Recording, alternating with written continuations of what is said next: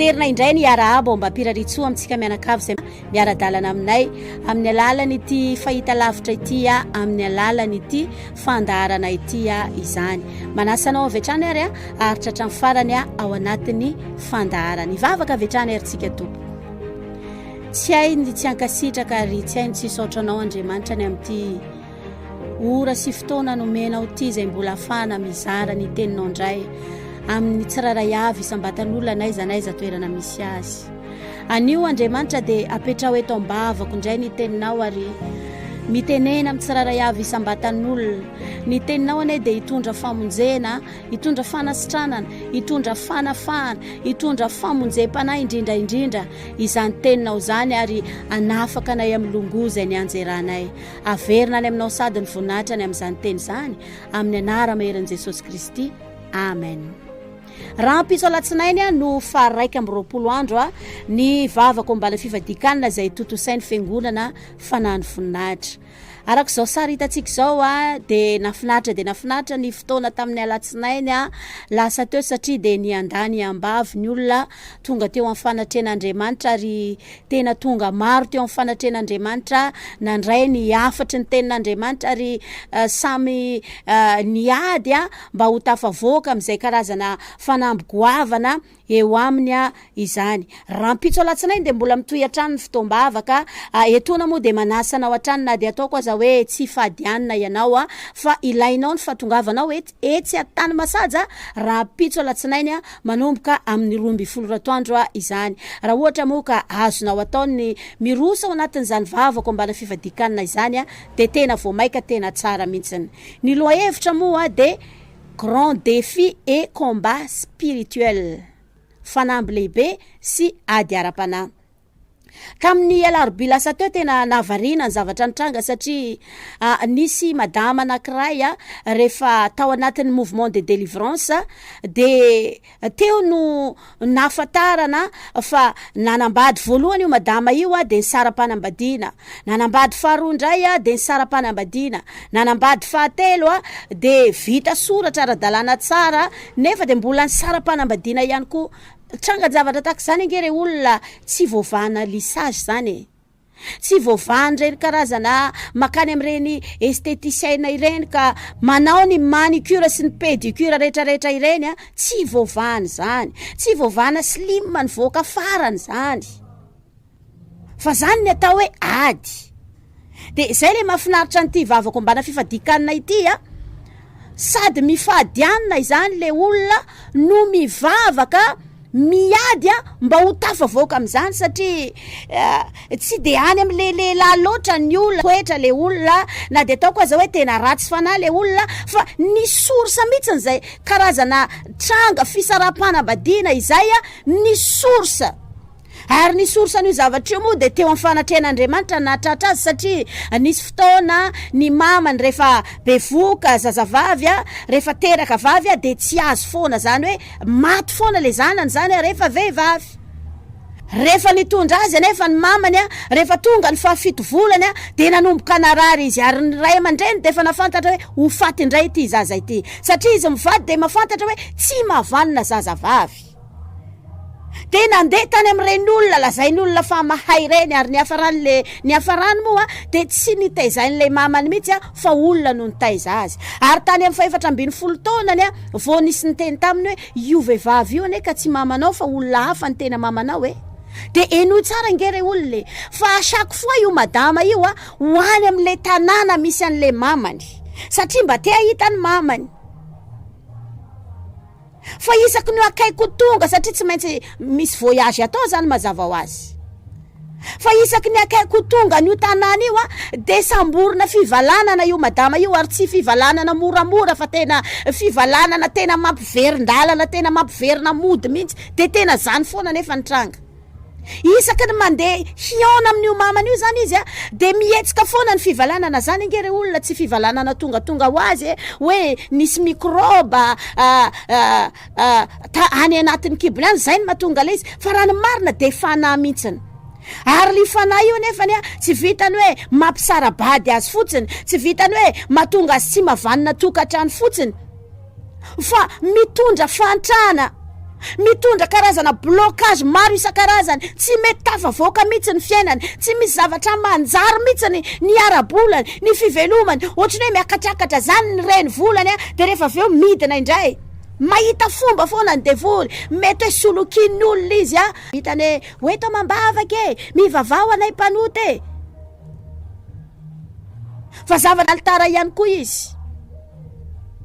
Fa raha iresaka fotsiny tsika ne momba ny altara de malalaka be ny tanana na omby voly nen'ireo mpivavaka reo de tsy misy zavatra resana fa tsy devoly. Zava-misy ange zany re olona zavatra tahaka zany tsy vitany fametratana ny pasteur fotsiny, tsy vitany fitondrana mambavaka fotsiny, fa trangany zavatra tahaka zany le olona mihitsy ny mila mivavaka, le olona mihitsy ny mila miantsoantso.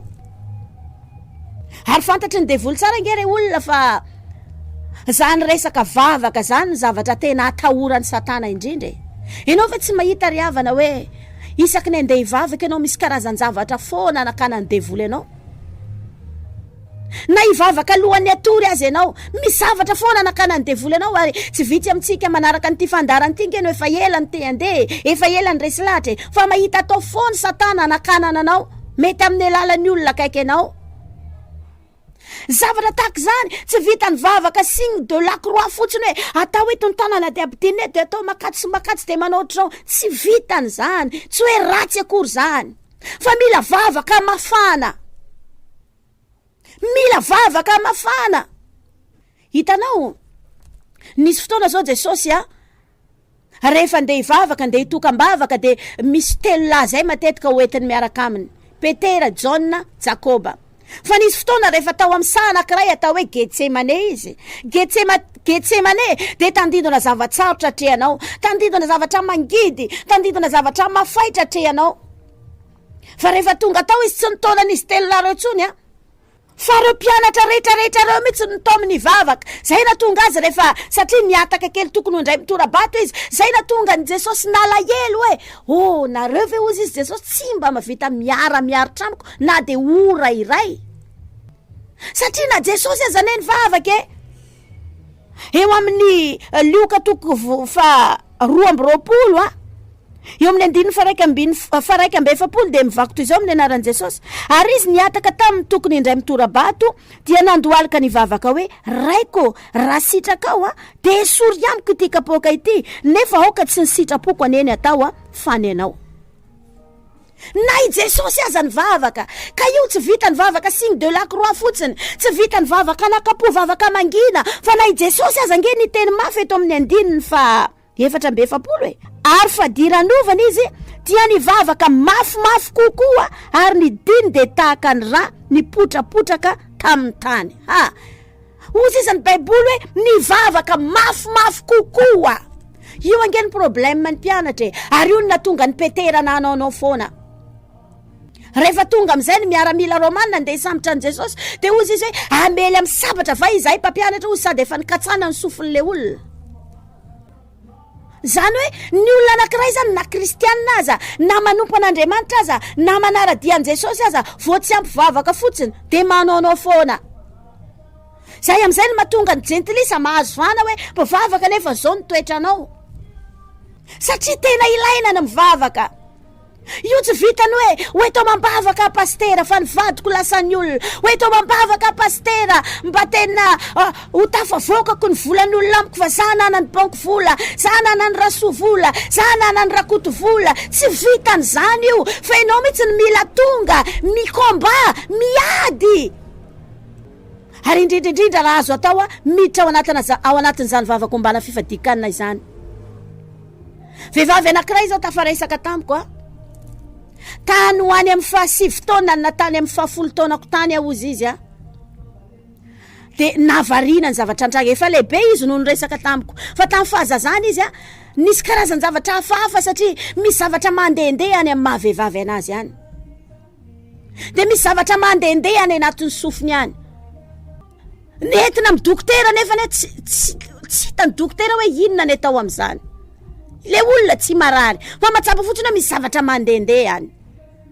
Ianao zao manaraka ny ty fandarany ty mety matsapa ihany koa misy zavatra mandehandeha any anatin'ny kibonao, indraindray zany tsy hita. ka nen'io vehivavy io any amin'ny mahavehivavy anazy any. De rehefa nentina tamin'olona am'izay le izy de nisy zavatra nalaina avy any de io am'izay nosorana tany de osorana any amin'ny de zavatra nafinatra ngely lamina tokoa le izy. Fa ny zavatra nisy nefa nanomboka tamin'ny classe de 6e am'izay izy. Ny namany papa ny tean'olana anazy. Ny fiarahamonina eo amin'ny tanàna alaim-panahy an'olana azy. Ny ankizilahy eny amin'ny tanàna, ny namany mpiara-mianatra alaim-panahy te hiaraka aminy amin'izao fotsiny nefa classe de 6e zany ange ano any amin'ny 12 taona, 12 taona e. Zany tompoko tsy tongatonga ho azy nge fa nisy source. Zany hoe le hery tao aminy tao zany misintona lehilahy an'olana azy. Fa isaorana an'Andriamanitra neny ozy izy ho an'i Jesosy ny voninahitra ozy fa teny foana Andriamanitra ozy izy niaro zavatra tahaka zany angere olona tsy hay azavaina e.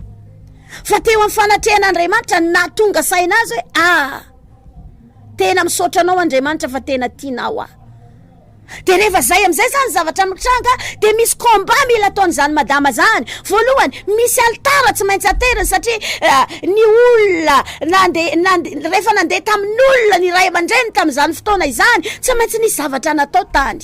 Iny tompoko ny atao hoe altara, ka ny altara mandrava altara. Zany tsy vita ny vavaka délivrance am'izao fotsiny na teo afaka ara le olona na misy ositra aza le mpanompon'Andriamanitra na misy hery aza le mpanompon'Andriamanitra fa misy altara ihany koa mila mitsangana. Akoatry ny altara misy vavaka fanafana mila tao ary tsy ankininy amin'ny pasteurany fotsiny fa izy ny mitsiny mila manao auto délivrance hoe zay heriniditra tany anatiko tamin'ny tondrany ray aman-dreny koa tamin'ny fakelezako tany amin'ny fahazazako tany tamina toerana ohatr'izao miala ny anatin'ny vatako zany amin'ny anaran'i Jesosy. Ary navarina nge misy fotoana ozy izy io madama io misy fotoana de tsy misy lehilahy mikarasy anazy akory, tsy misy lehilahy mba hoe manafosafo anazy akory fa tampotampoka eo de tonga de taitra izy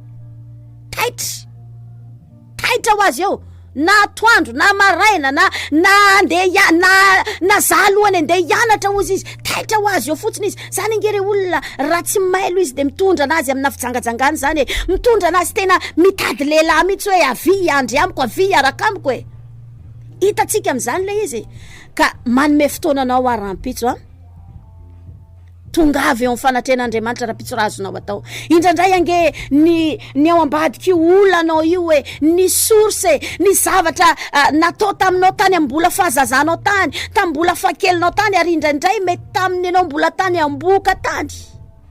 Mitoy indray ny vavaka fanafana raha-pitso alatsinainy etsy amin'ny fiangonana fanahany voninahitra tany masaja araka ny nambarako taminao teo hoe raha-pitso ny fa 120 andro anio vavako mbana fifadikanina io fa raha raha-pitso ianao vao hanomboka mbola tsy tary ianao amin'ny mafifadikanina azy tsy misakafo zany fa ny rano kosa azonao sotrona rano tsy misy tsirony mazava ho azy tsy jus akory ny sotrona na dité akory ny sotrona fa rano tsy misy tsirony na rano ao amin'ny pompinao ao aza de fa azonao entina de ny atao de tena miady mikomba zay mahady ara-panahana azy ianao mitsy zany tsy mamela ny heriny maizina anapaka eo amin'ny vatanao anapaka eny amin'ny arabolanao anapaka eny amin'ny tokantranonao anapaka eny amin'ny fivelomanao ianao mitsy ny mila mandrava azy ianao mitsy ny mila manapotika azy amin'ny anaran'i Jesosy zany hoe miteny tahaka an' Jesosy rehefa tena fadiranovana loatra ozy izy de hoy ny Baiboly ny vavaka mafimafy kokoa ny vavaka mafimafy kokoa satria mafy nge zany hovonon'olona zany